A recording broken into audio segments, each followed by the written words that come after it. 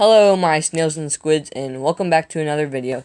Today I'll be discussing on whether you should get D&D miniatures for your games. So, the pros of having these in your games is you get actual physical pieces to play as, and you can get different ones that resemble your characters exactly. And if you have a dungeon tile mat thing, you can technically precisely make exact movements for walls of fire or ice or elements or spell effects that have certain radiuses. All of that your miniatures are useful for and have in a dungeon mat, of course, but that's an extra thing. But the thing is, with D&D, you do not need any of them. You can just play with a piece of paper, a set of die, and a pencil, and your imagination, and basically that's it. But you also need friends, and some people don't have them, which is not very fortunate for the people that don't have them. But pros of miniatures, these ones were unpainted, so I painted them. They were $5 for both of them. But cons of buying unpainted ones is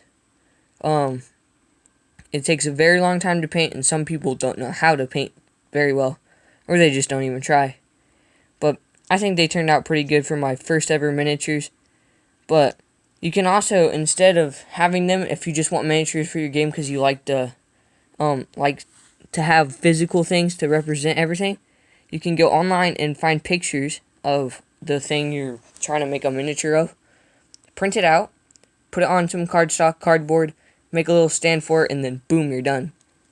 And another good thing about having physical miniatures from WizKids or Reaper is because usually they're scaled correctly.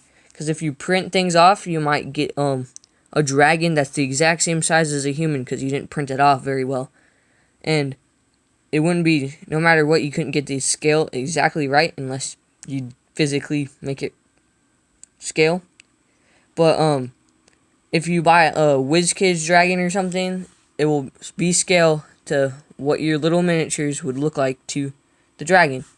But that's not that bad. You can have a little baby dragon like that tall, the size of your miniatures, and it still resembles a dragon. But it's just fun to have scale, and scale just makes it a whole lot easier to figure out stuff.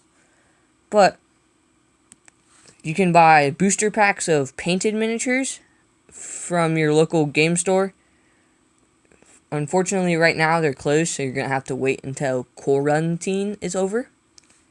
So, those packs come with 4 miniatures for $15 or $10, depending on where you can find them. And 4 already painted miniatures, 3 small ones, just medium-sized, and then 1 big one. And that is a pretty good deal if you if you want miniatures and you just don't want to paint them, or you don't have anybody to paint them, or you don't have enough money for people to paint them. This is just a great way to get new miniatures. Just the main thing about this video, do you need them? No. Is there cheaper ways to make them if you can't buy them? Yes. And is there cheaper ways to buy physical ones? Yes, like the D&D board games. They have a bunch in there. And you can paint them to make them look good, or they already look good by themselves, so you don't need to do any of that. So those are my thoughts and opinions on should you buy miniatures, and if you do, what miniatures can I buy, and can I get them for free, and all that stuff. So, see ya. Thanks for watching.